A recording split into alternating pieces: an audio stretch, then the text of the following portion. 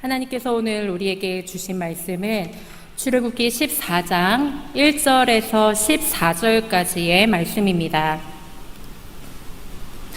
출애굽기 14장 1절에서 4절까지의 말씀, 구약성경 102쪽의 말씀을 저와 여러분이 한 절씩 교독하도록 하겠습니다.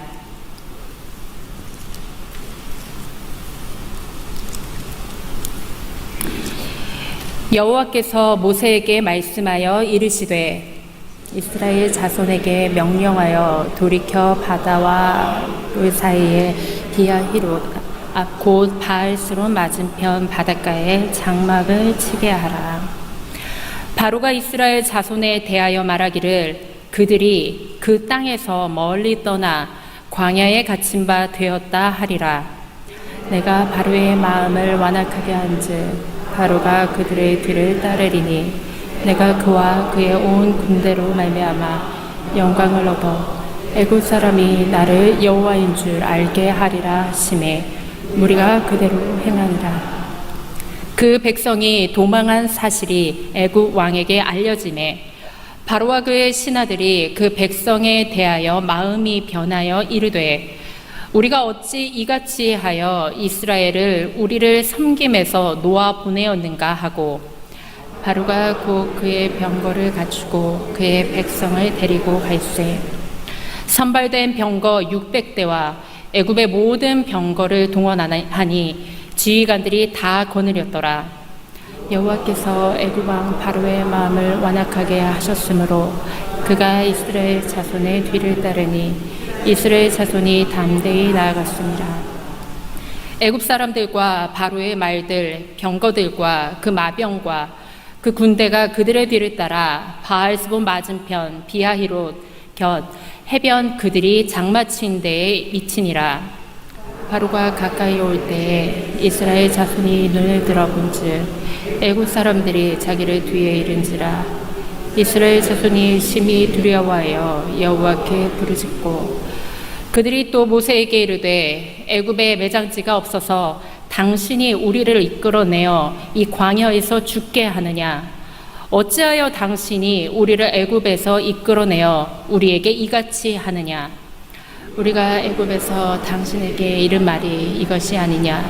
이르기를 우리를 내버려두라. 우리가 애굽 사람을 섬길 것이라 하지 아니하더냐? 애굽 사람을 섬기는 것이 광야에서 죽는 것보다 낫겠노라. 모세가 백성에게 이르되 너희는 두려워하지 말고 가만히 서서 여호와께서 오늘 너희를 위하여 행하시는 구원을 보라. 너희가 오늘 본 애굽 사람을 영원히 다시 보지 아니하리라. 여호와께서 너희를 위하여 싸우시리니 너희는 가만히 있을지니라. 아멘.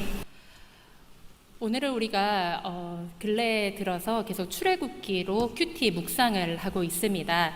오늘은 그 중에 한 부분 출애굽기 14장 1절에서 14절의 말씀을 가지고 여호와께서 어떻게 이스라엘 백성들과 또 하나님을 따르는 모든 그의 자녀들을 구원하시고 이끄시는지를 함께 말씀을 통하여 묵상하기를 원합니다. 이 세계에는 여러 가지 일들이 일어나고 지역마다 일어나는 수많은 역사적 사건들이 서로 엉키고 서로 복합적으로 시너지 효과를 내어서 세상을 점점 더 발전시키고 또한 시간의 흐름에 따라 일정한 방향으로 흐르게 만듭니다. 세계에는 사람들을 변화시키고 그리고 발전하게끔 한 여러 가지 사건들이 있는데 다음에 몇 가지 사건들을 제가 말씀을 드릴 때 어떠한 것이 연상되는지 함께 속으로 생각해 주시면 좋겠습니다. 첫 번째는 미국의 흑인 노예 해방 운동입니다. 여러분들이 모두 다 잘 아시다시피 불과 100년 전까지만 하더라도 미국에는 흑인들이 노예의 신분으로 인간이 아닌 자들의 하등의 존재로 살아가고 있었습니다. 두 번째는 라틴 아메리카의 식민지 해방 운동입니다. 북미 유럽의 여러 국가들이 라틴 아메리카 사람들을 식민지화하여서 그리고 현재도 아프리카의 일부 지역들은 북미 유럽 지역의 식민지화된 삶을 버리지 못하고 그대로 이어가고 있는데, 이것들을 해방했던 운동과 저항 운동들이 있었습니다. 세 번째로는 우리 대한민국 조선의 독립운동입니다. 얼마 전에 우리는 광복절 기념 예식을 교회에서도 했었고, 월요일에는 광복절이었습니다. 이때도 많은 인원은 아니나 조선의 기독교인들이 독립운동에 투사하였었고, 그리고 독립을 위하여 자신의 생명을 바친 일이 있었습니다.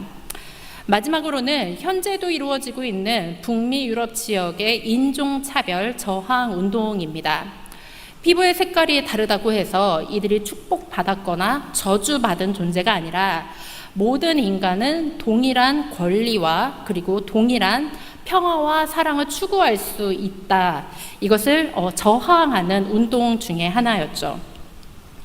이러한 여러 가지 역사적으로 일어나고 있는 해방운동, 저항운동을 보면은 사실 사람마다 그 기준과 그것을 보는 시각이 다르겠지만, 개인적인 저의 관점에서 보면, 그리고 기독교인이자 신앙인의 관점에서 보면, 이 모든 해방과 저항과 평화를 위한 역사적 사건들을 일으킨 소수의 리더들이, 그리고 이 저항운동을 불러일으킨 사람들이 공통적으로 영감을 받은 곳이 예수님 다음으로 이 성경의 출애굽기입니다. 출애굽기 성경책은 우리가 너무나 잘 알고 있는, 하나님께서 이스라엘 백성들을 애굽의 노예의 신분에 있었던 것을 불쌍히 여기시고 그 사건을 기억하시고, 하나님이 이스라엘 백성에게 약속하신 것을 시간이 오래 지나도 기억하시사 그들을 구원하셔서 약속의 땅으로 이끌어 주신 사건입니다. 이 사건이 당시에 아브라함의 하나님, 이삭의 하나님, 야곱의 하나님으로 끝난 것이 아니라 그들의 하나님이시자 나의 하나님, 내가 속한 공동체의 하나님이 되심을 고백하면서 지금도 근현대사의 여러 가지 역사적 저항 운동들이 출애굽기의 하나님을 내 삶의 하나님으로 받아들이고 그 하나님의 손길을 의지하면서 일으켰던 여러 가지 사건들이 우리가 좀 전에 나열하였던 여러 가지 저항 운동이나 그 다음에 해방 운동 중에 하나라 평가가 됩니다. 이 해방 운동 중에 가장 대표적인 인물이 바로 미국의 마틴 루터 킹 감리교 목사님이십니다. 마틴 루터 킹 목사님은 교회에서나 그리고 많은 미국인들 앞에서 설교를 하실 때 공공연하게 출애굽기 말씀을 본문으로 삼아 성경 말씀을 전하셨습니다. 그러면서 하셨던 말씀이, 하나님께서 이스라엘 노예들의 신음소리를 들으시고 그리고 그들과 했던 약속을 기억하시사 그들을 이끌어내셔서 젖과 꿀이 흐르는 땅, 하나님이 약속하신 땅에 그들을 부르려 하셨습니다. 그 말씀이 나의 말씀이 되어서 피부 색깔과 상관없이 하나님을 부르는 모든 사람들은 하나님 앞에서 동등하게 생명의 가치를 부여받았다라고 말씀을 전하셨습니다. 이것과 이러한 여러 가지 일련의 사건들을 보았을 때 정치 철학자이자 사회 비평가이자 또한 유대계 미국인인 마이클 와저라는 사람이 출애굽과 혁명이라는 책을 쓰면서 이렇게 이야기를 했습니다. 영국의 청교도나 미국의 식민지 개척자, 그리고 남아프리카 민족주의자, 미국의 인종차별에 대항한 마틴 루터 킹 목사 같은 여러 가지 혁명은 출애굽의 독립정신, 하나님께서 만들어주신 영적인 혁명 정신의 영향을 받은 것이다. 이렇게 평가를 합니다. 그러면서 마이클 왈저는 이 출애굽 사건의 정신에서 다음에 세 가지 조건이 필요하다고 주장을 하였습니다. 첫 번째는 이 출애굽 사건의 정신에서 모든 하나님의 백성들은 이집트라는 억압의 세상에 우리가 살고 있다는 것을 자각해야 된다. 두 번째, 우리에게는 더 나은 세상인 약속의 땅이 존재한다는 것도 인지해야 한다. 세 번째는 우리는 약속의 땅을 가기 위해 반드시 하나님이 마련하신 광야를 거쳐야만 한다. 이렇게 세 가지를 이야기하고 있습니다. 우리는 꼭 다른 도서나 역사적 사건에 의해서가 아니라 성경 말씀, 특히 출애굽기 1장부터 16장까지를 보면은 그제나 지금이나 관계없이 시간과 공간과 상관없이 우리는 이 죄된 세상에 억압된 세상에 살고 있고 하나님께서는 하나님을 따르는 모든 약속받은 사람들에게 더 나은 하나님의 땅을 보여주시는 것을 우리는 인지하고 있고 마지막으로 그 약속의 땅을 가기 위해서는 이 인생의 순례의 길, 이 광야 같은 인생길을 걸어야 한다는 것도 알고 있습니다. 사실 출애굽기 말씀은 모든 기독교인들에게 너무나 익숙한 말씀입니다. 기독교인이 아니더라도 신앙인이 아니더라도 모세가 홍해를 가르거나 하나님께서 10가지 재앙으로 이집트에 대항을 하셔서 이스라엘 백성들을 구해내신 이야기는 이미 서구 문명의 기반이 될 정도로 널리 알려진 성서 이야기입니다. 이 너무나 익숙하고 이 유명한 말씀이 오늘 성경 본문으로 함께 우리가 읽고자 하는 이유는 두 가지 이유에서입니다. 첫 번째는 아까 이야기했듯이 아브라함의 하나님, 이삭의 하나님, 야곱의 하나님이 이스라엘 백성을 건져내셨구나 라고 우리가 눈으로 읽고 그리고 우리가 귀로 듣는 것에 끝나는 것이 아니라 이 하나님이 내 인생에서 긴밀히 그리고 간접적이 아니라 직접적으로 관여하셔서 나를 출애굽하시고 나를 약속의 땅으로 인도하시는 나의 하나님이신 거구나 라는 것을 내가 고백하고 깨닫고 있는가, 이것에 대해서 생각하길 원합니다. 두 번째는 출애굽의 사건이 나의 개인적인 관점에서 개인의 해방만, 죄된 세상에서의 구출만을 이야기하는 것이 아니라 내가 속한 공동체 관점에서 그리고 이 죄된 세상으로부터 불합리하고 아픔과 고통과 신음소리가 가득한 나의 이 모든 환경에서 지금 우리는 구원을 받고 있는가? 우리가 나의 관점뿐만 아니라 우리의 관점, 공동체적 관점에서 출애굽하고 있는 중인가를 함께 보면 좋겠습니다. 그 이유는 우리가 아까 마이클 저서를 통하여서 그리고 이 역사적 많은 사건들을 통하여서 알고 있듯이 출애굽의 사건을 나와 공동체에 대입을 하고 이 말씀이 살아있는 나의 이야기가 되려면 우리가 하나님의 약속을 믿고 그 땅에 들어가기 위해 반드시 광야를 거쳤던 이스라엘 백성의 모습뿐만이 아니라 그것이 살아서 나의 삶 속에서 정말로 내가 인정을 하고 있는가, 이것을 알아야 하기 때문입니다.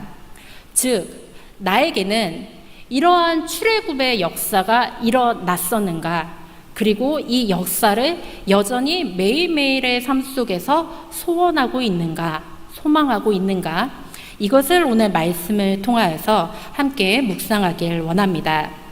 오늘은 출애굽기 14장 1절부터 14절까지의 말씀을 한 줄 한 줄 읽으면서 우리가 말씀 속에서 깊이 있게 나를 대입하여 말씀을 우리가 묵상하길 원합니다. 먼저 출애굽기 14장 3절에서 4절까지의 말씀을 우리가 함께 봉독하도록 하겠습니다. 바로가 이스라엘 자손에 대하여 말하기를 그들이 그 땅에서 멀리 떠나 광야에 갇힌 바 되었다 하리라. 내가 바로의 마음을 완악하게 한즉 바로가 그들의 뒤를 따르리니 내가 그와 그의 온 군대로 말미암아 영광을 얻어 애굽 사람들이 나를 여호와인 줄 알게 하리라 하시매 무리가 그대로 행하니라. 아멘. 우리가 지금 읽은 본문은 잘 아시다시피 이집트에서 430년간 노예 생활을 했던 이스라엘의 백성들이 하나님께 신음을 하고 하나님께 기도를 하고 부르짖어서 하나님이 응답을 하시고 10가지 재앙을 통하여서 이집트, 즉 에로의 바로에게 깨달음을 주셔서 드디어 이스라엘이 거기서 구해냄을 받은 장면입니다. 즉 애굽을 탈출하여 홍해바다를 목전에 두었을 때의 상황이 오늘 우리가 읽은 출애굽기 14장의 말씀입니다. 그런데 우리가 14장 3절 말씀을 조금 전에 읽었는데 그 말씀을 다시 한번 자세히 보면 좋겠습니다. 이 14장 3절 말씀의 주어는 누구일까요? 이 14장 3절을 생각하고 말한 사람은 하나님도 아니고 모세도 아닙니다. 이스라엘 백성도 아닙니다. 이 생각은 바로 바로의 생각입니다. 조금 전까지 바로는 자신의 장자, 첫째 아들이 하나님의 말씀에 의해서 죽임을 당한 것을 목격하고 이스라엘 백성을 포기해서 너희들이 가고 싶은 대로 가라 라고 말을 했던 사람입니다. 그런데 그 애굽의 왕 바로가 어떻게 이야기를 했냐면 그들이 그 땅에서 멀리 떠나 광야에 갇힌 바 되었다라고 고백을 하고 있습니다. 앞으로는 홍해바다가 있고 뒤로는 애굽의 군대가 있는데 그 가운데서 갇힌 이스라엘 백성들을 보고 다시금 마음을 돌이켜서 저것들은 다시 내 손아귀에서 잡힐 것이다. 내 앞에서 죽음을 당하고 내가 다시 저들의 왕으로 군림할 수 있을 것이다 라고 마음을 바꿨다는 뜻입니다. 우리가 세상을 살다 보면은 이러한 일들을 사실 종종은 아니고 거의 매일 빠짐없이 겪을 때가 많습니다. 사람들은 사실 겉으로 말하는 것과 속으로 생각하는 것이 다를 때가 부지기수입니다. 저와 여러분도 아마 내가 말로는 신앙의 고백을 하는데 속으로는 저거는 되지 못해 라고 포기를 할 때가 얼마나 많습니까? 바로 이것이 바로의 시선입니다.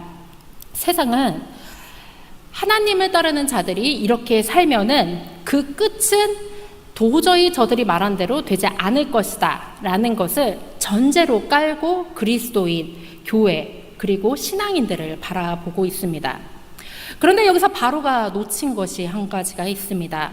그것은 하나님께서 말씀하시는 세상의 그 큰 그림을 바로가 보지 못하고 그리고 그 큰 그림을 직접 그리고 밑그림을 그려서 스케치하시고 색을 입히시는 분이 하나님이시다라는 것을 미처 깨닫지 못했다는 것입니다. 그러나 바로의 눈, 인간의 눈, 세상의 눈, 속세의 눈으로 봤을 때는 지금 이스라엘 백성들은 한자어로 말하자면 진퇴양난, 고립무원 또는 사면초가의 지금 상황 속에서 갇혀 있습니다.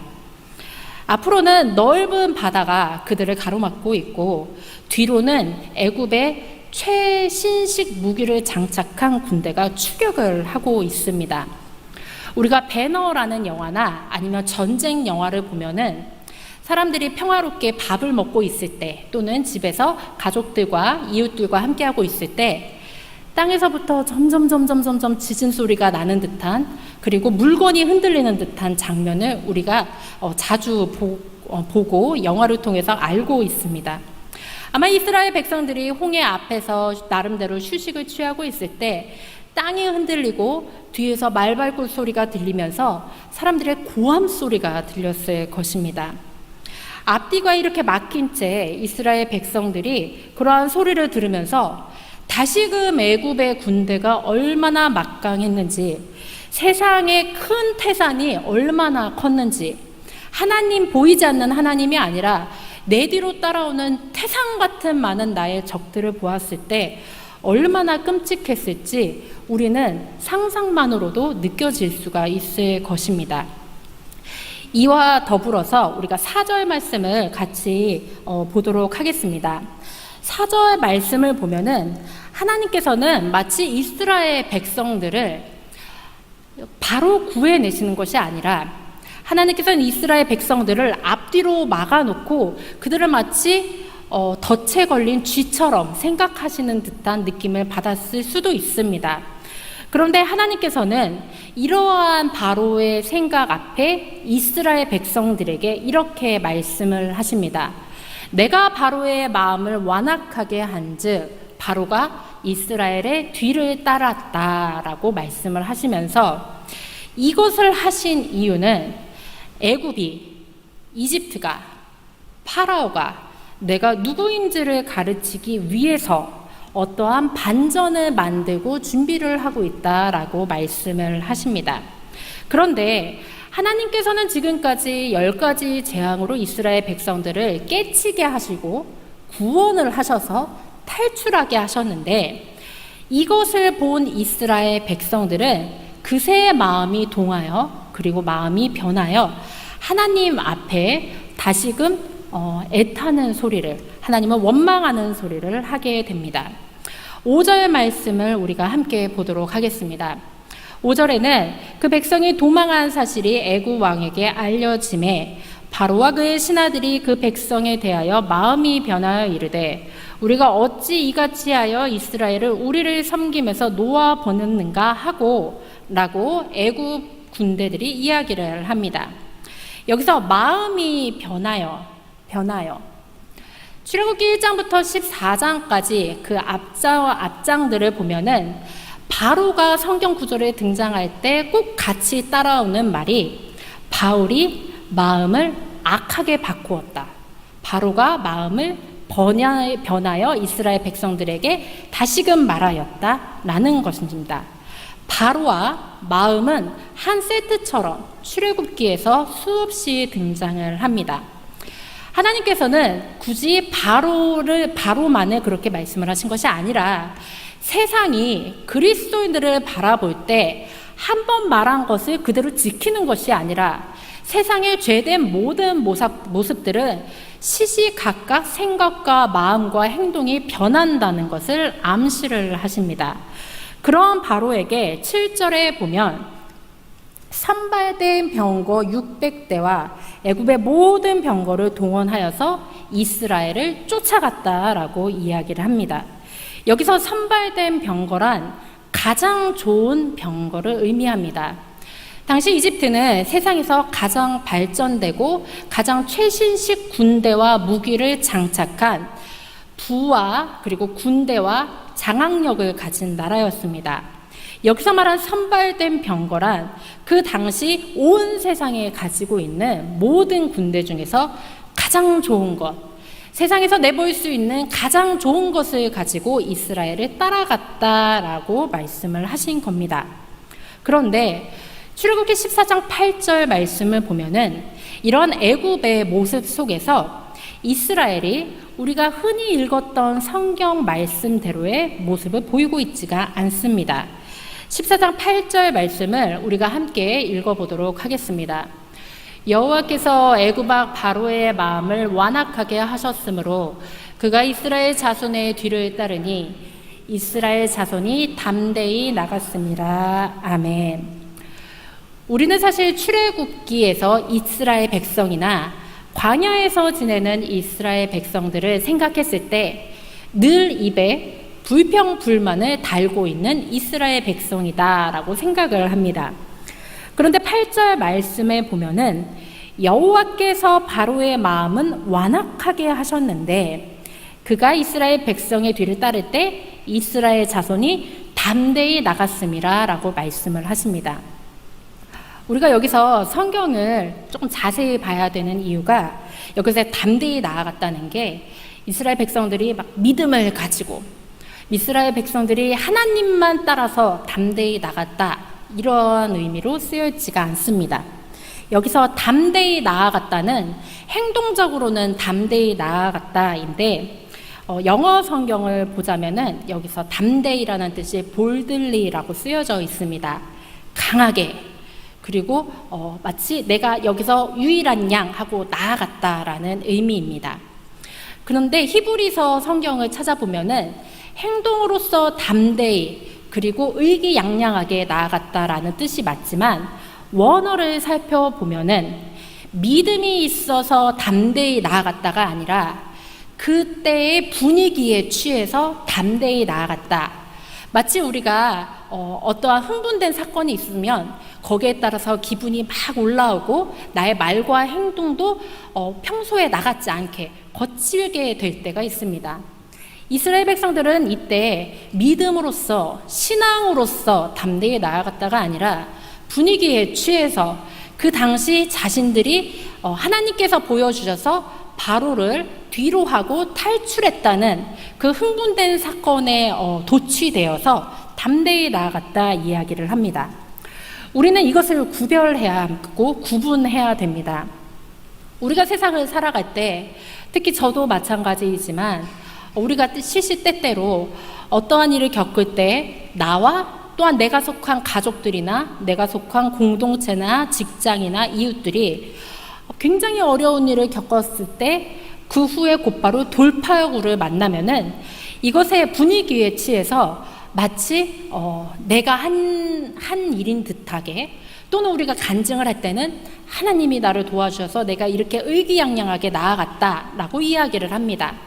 그때 우리가 중요한 것은 내가 진심으로 믿음으로 신앙으로 하나님께서 이 일을 하셨고 하나님이 손이 행하셨다라고 고백을 하는지 아니면 분위기에 취해서 마치 내가 이 세상의 최고가 됐냐 전진을 하는 것인지 구별을 해야 한다는 것입니다.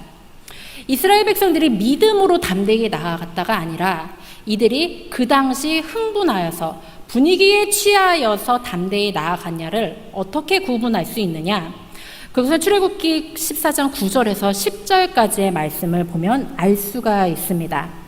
9절 말씀에 보면 애굽 사람들과 바로의 말과 군대들이 이스라엘 백성들의 뒤를 맹추격하여서 이스라엘 백성들이 장막친 데까지 미쳤다 이야기를 합니다.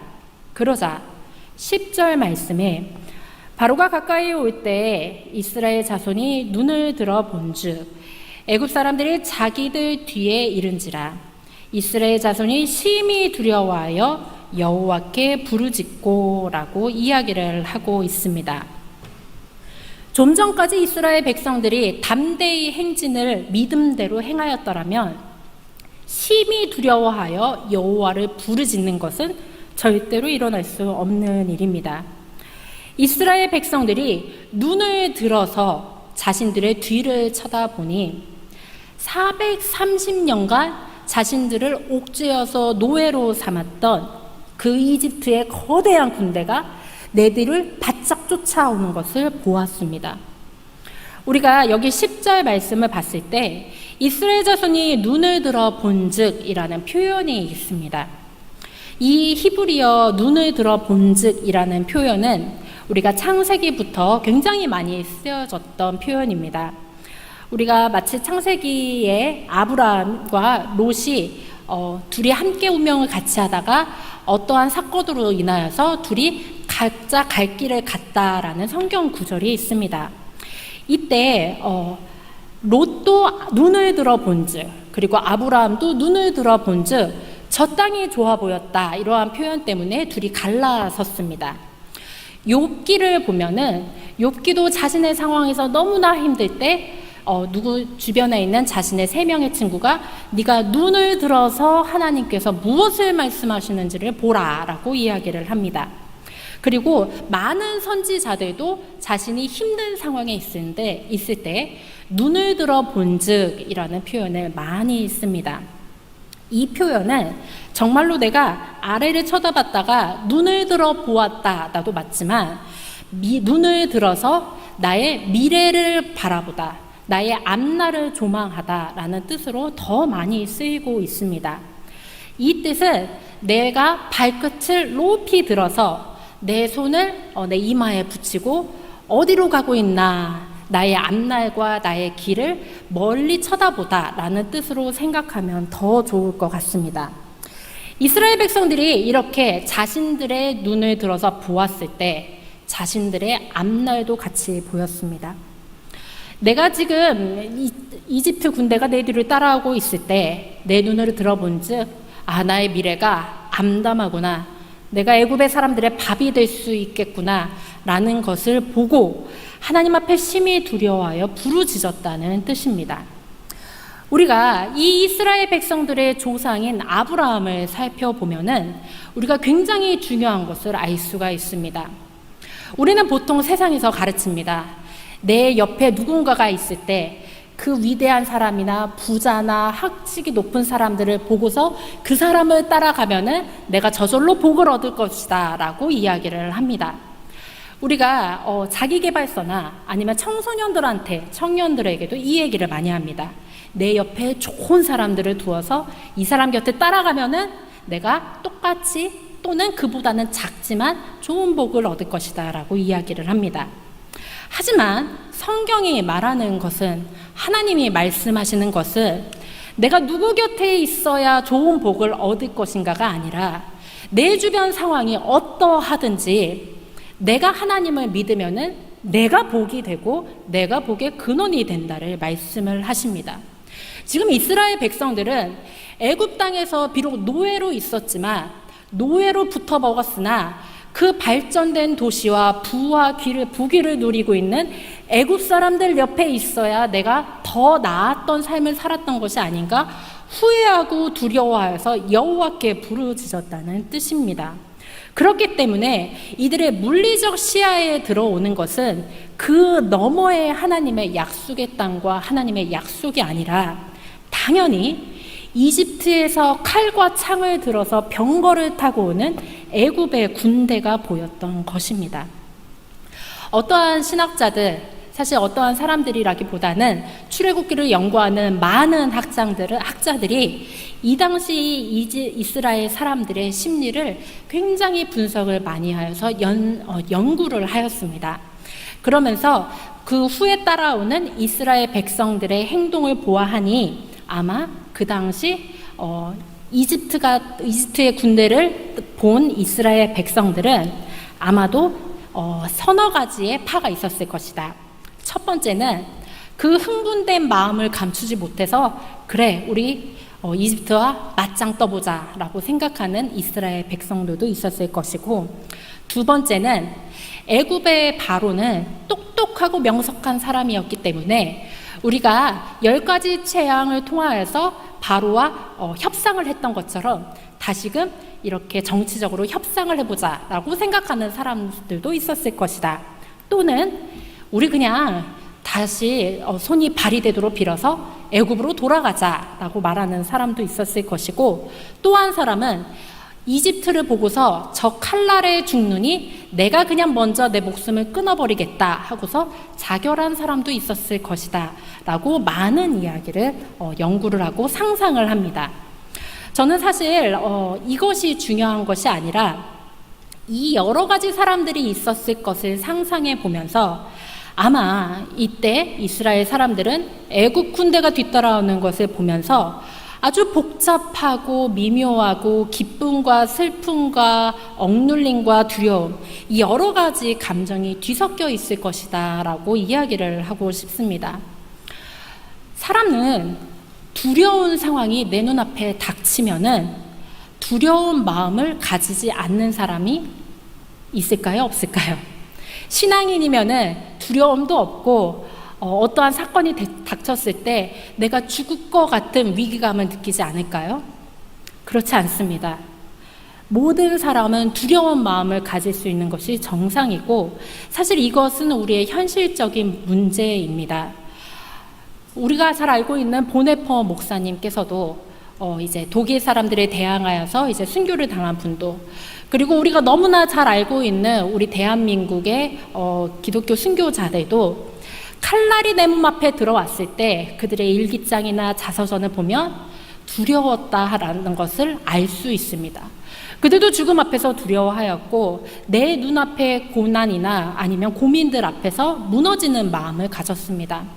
우리도 마찬가지입니다. 내 부모나 내가 건강에 중한 문제가 있을 때, 아니면 내가 아는 사람이, 내 가족이나 내 혈육보다 가까운 사람이 고난에 닥쳤을 때, 내가 재정적으로 그리고 내가 심적으로 가정적으로 어려움을 겪었을 때 두려운 마음이 들고 이 고난을 어떻게 헤쳐나가야 되나 낙담할 수 있는 것은 당연합니다. 그런데 중요한 것은 빌립보서 4장 6절에서 8절 말씀과 같이 아무 것에도 염려하지 말고 하나님께서는 감사함으로 하나님 앞에 아뢰라. 그리하면 평강의 하나님이 지켜주실 것이다 라고 말씀을 하십니다. 이스라엘 백성들에게 지금 중요한 것은 두렵지만 하나님은 두려움을 제거해 주시는 분이 아니라 이 두려움 앞에서도 내 생각과 마음을 지켜주시는 분이라는 것을 믿는 것이 중요하다는 것입니다. 예수님도 십자가 앞에서 이 고난을 나에게 할 수만 있다면 돌려주시옵소서 하나님께 기도하고 부탁을 하셨습니다. 우리가 육신의 몸을 입는 한 두려움과 낙심되는 마음을 갖는 것은 당연한 것이나 하나님께서는 이것을 뛰어넘어서 생각을 지키는 나를 바라보라 라고 이스라엘 백성들에게 바라셨던 것입니다. 그럼에도 불구하고 14장 11절의 말씀과 같이 애굽을 뒤에 둔 이스라엘 사람들은 모세에게 이렇게 불평을 합니다. 당신이 우리를 이끌어내어 이 광야에서 죽게 하느냐? 어찌하여 당신이 우리를 애굽에서 이끌어내어 우리에게 이같이 하느냐라고 불평합니다. 인생의 모든 두려움은 하나님이 생각을 지켜주시지 아니하면 불평과 불만으로 확대가 되고 변질이 됩니다. 이스라엘 백성들이 이렇게 두려움을 넘어서 불평을 하는 이유는 두 가지입니다. 첫 번째, 우리를 왜 광야에서 죽게 하느냐입니다. 이 광야에서 죽게 하느냐. 내가 애굽에서도 내 목숨을 부지하고 물론 내가 매맞고 내가 노역으로서 고통을 당할지라도 내가 먹을 것이 있었고 애굽 사람들이 내 목에 칼을 대지는 않았을 것인데 거기서 우리가 그렇게 노예로 살게 하지 왜 광야에서 죽게 하느냐라고 이스라엘 백성들이 이야기를 합니다. 그리고 두 번째, 이스라엘 사람들이 불평한 이유는 그들의 430년 동안 유전자에 몸과 마음과 생각에 깊이 뿌리 박힌 노예 근성 때문이었습니다. 이들은 지금 육체적인 해방을 맞이하였다 하더라도 그들의 생각은 영적인 구원, 육적인 구원을 바라보지 못하고 내 몸에 좋은 음식, 내가 먹고 싶었던 거, 내가 머물 장소가 있었다는 거, 그러한 노예의 삶을 기억하는 그들의 마음 때문이었습니다. 노예의 삶이 비참했으나 그 환상을 아직 버리지 못해서 노예가 낫지 우리가 돌아가자라는 말을 모세 앞에서 내뱉고 있었던 것입니다. 다시 말하자면 이스라엘 백성들은 그들의 어려움과 두려움을 하나님께 부르짖어서 하나님께 신음소리를 내며 기도하였으나 이스라엘 백성들은 영적인 해방이 무엇인지 노예의 영적인 의미가 무엇인지를 깨닫지 못했던 것입니다. 그렇기 때문에 나의 진정한 구속과 구원을 주신 하나님을 보지 못하고 당장의 현실에 눈이 가리워져 있었던 것입니다. 이것을 보면서 모세는 이스라엘 백성들을 포기하는 것이 아니라 물론 가나안 땅을 목전에 두고서 화를 참지 못했던 모세이나 출애굽을 갓한 어린아이와 같은 이스라엘 백성들을 보면서 14절과 14절의 말씀을 이야기하고 있습니다. 우리 함께 13절에서 14절 말씀을 읽도록 하겠습니다. 모세가 백성에게 이르되 너희는 두려워하지 말고 가만히 서서 여호와께서 오늘 너희를 위하여 행하시는 구원을 보라. 너희가 오늘 본 애굽 사람을 영원히 다시 보지 아니하리라.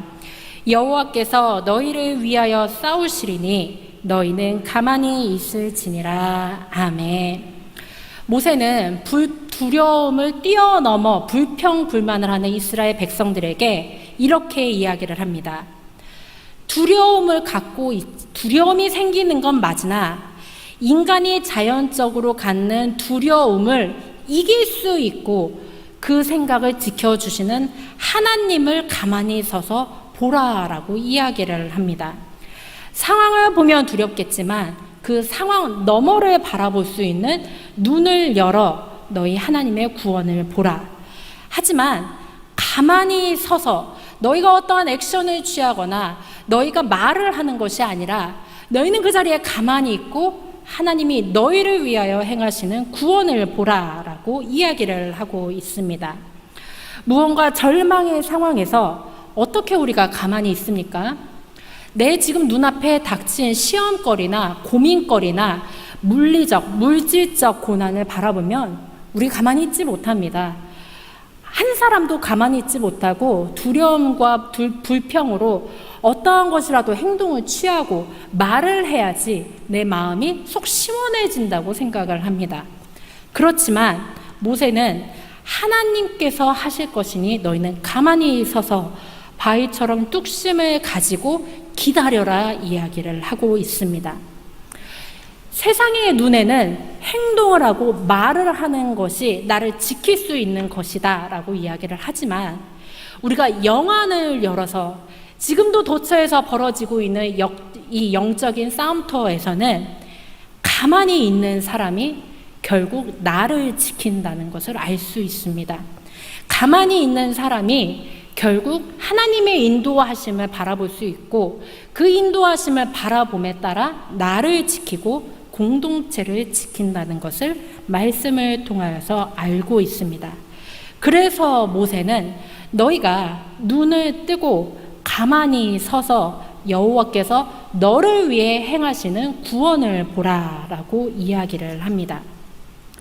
히브리서 11장 1절에는 믿음이라는 것이 바라는 것들의 실상이고 보이지 않는 것들의 증거다 이야기를 하고 있습니다.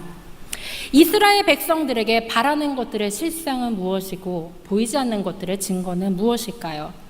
이것은 하나님이 너희를 위해 행하신 구원을 보라라는 것이 눈앞에 있는 바다를 가르고 애굽의 군대를 그 자리에서 멸하게 하시는 하나님의 능력이나 행하시는 것을 보라가 아닙니다. 너희는 바다가 갈라지고 애굽의 군대가 하나님이 명하심으로 물리쳐질 것이나 그거 너머의 약속의 땅, 너희를 향하여서 하신 하나님의 가나안 땅, 약속을 보라라는 것을 이야기하고 있습니다. 우리가 신앙의 정도를 넘어서면은 믿음으로 하나님이 내 목전의 일을 해결해 주셨다. 내가 지금 고난을 겪고 있었는데 하나님이 이 고난을 넘게 해주셨다. 이것도 물론 신앙의 고백이지만 이 믿음이 바라는 것들의 실상이 되고 보이지 않는 것들의 증거가 되려면 이 고난을 해결해 주시는 하나님의 힘과 능력을 뛰어넘어 하나님이 나에게 하셨던 약속을 바라보는 것임을 우리가 출애굽 사건을 통해서 알 수 있는 것입니다. 하나님은 너머를 보라라고 말씀을 하십니다. 홍해 건너서 그 너머를 보라 말씀을 하시고 노예 생활 그 너머를 넘어서 너희가 나의 약속을 보라라고 하시는 것입니다. 그렇기 때문에 히브리서의 놀라운 신앙의 증진들, 신앙의 위인들의 모습을 보면은 믿음으로 행했다, 믿음으로 무엇을 했다, 여기서 끝나는 것이 아니라 그 믿음을 통하여서 하나님 앞에 더 가까이 갔다. 하나님의 약속의 성취를 바라보았고 내 삶에서는 이루어지지 않으나 내 삶 이후에 나의 후손들을 통하여서 내 이후에 이 땅에서 벌어질 구주 예수 그리스도의 탄생과 구원과 보혈의 피를 기대하고 소망했다라는 것을 우리가 알 수 있습니다. 히브리서 11장 29절의 말씀을 보면은 모세와 이스라엘 백성들은 믿음으로 홍해를 육지같이 건넜으나 애굽 사람들은 이것을 시험하다가 빠져 죽었다라고 이야기를 하고 있습니다. 우리의 눈에는 지금 이스라엘 백성들의 모습은 믿음이 있거나 신앙이 아주 깊어서 하나님만 의지하면서 내가 함대같이 나아갔다라고 말씀을 한 것으로 보이지 않습니다. 그런데 중요한 것은 티끌 같은 믿음이라도 겨자씨만한 믿음이라도 내가 갖고 있으면은 하나님은 내가 너희를 구원했다가 아니라 너의 믿음을 보고 내가 함께한다 라고도 말씀을 하시는 것을 우리가 알 수 있습니다. 하나님은 이같이 은혜의 하나님이십니다. 하나님이 다 하셨지만은 하나님께서는 겨자씨만한 믿음으로 그 믿음 때문에 내가 너희를 구원했다 하시고 너희가 믿음으로 홍해를 육지같이 건넜다 말씀하시는 분이라는 것입니다. 그렇기 때문에 출애굽기 14장 16절에서 18절 말씀같이 마른 땅으로 홍해가 갈라졌을 때 이스라엘 백성들은 건넜고 그 마른 땅을 보고 내가 건널 수 있을 거라 생각한 애굽의 군대들은 그 바다에 빠졌다는 것을 우리가 알 수 있습니다. 이 모든 출애굽에서 끝나는 것이 아니라 출애굽 이후에 너머를 계획하시는 하나님, 그리고 그 너머를 함께 바라보자라고 말씀하신 하나님이 우리의 이 너머의 구원을 약속하신 분이라는 것을 알 수 있습니다. 출애굽기 14장 31절의 말씀을 보면은 이 출애굽한 이후에 홍해를 건넌 이후에 이스라엘 백성들이 여호와께서 애굽 사람들에게 행하신 그 큰 능력을 보았으므로 백성이 여호와를 경배하고 모세를 믿었다라고 말씀을 하십니다. 그 애굽의 삶 속에서 한숨을 짓고 눈물을 흘리며 고통을 겪고 있는 이스라엘 백성들에게 이제 기쁨이 흐르고 이제 감사가 넘치고 이제 은혜의 하나님을 바라보았습니다. 우리가 지금 현실 속에서 겪고 있는 애굽의 삶은 무엇입니까? 우리가 자본에 의해서 내 경제적 상황과 신앙과 믿음과 가족과 내 모든 신앙생활의 지대가 흔들리는 것, 이것도 애굽에서의 삶입니다. 내가 지금 이 현실 세상의 기쁨과 우리가 넘침에 의해서, 만족함에 의해서 내 믿음이 흔들리는 것은 아닌가? 내가 이 경제적으로, 우리가 신앙적으로, 우리가 삶 속에서 가족과 이웃을 통해서 느끼는 만족감에 취해서 믿음이 흔들리지는 않는가? 만약에 그렇다면 우리는 지금 애굽에서 있는 삶 속에서 살고 있습니다. 우리가 이 시간 출애굽 사건을 통하여서 우리가 알아야 되는 것은 우리가 현실 속에서 갇혀있는 이 상황을 넘어서 지금도 내 삶 속에서 하나님은 세상의 가치에 대항하는 하나님의 가치를 우리에게 주고자 하시고 세상에서 주는 그것들을 넘어서 하나님의 구원과 약속의 땅을 주신다는 것을 네가 지금 믿고 있느냐? 아브라함과 이삭과 아브라함의 하나님, 모세와 이스라엘의 하나님을 넘어서 그 하나님이 너의 하나님이 되고 나는 너에게 정말로 진정한 구원의 창조주가 되는가? 하나님은 이것을 묻고 계십니다.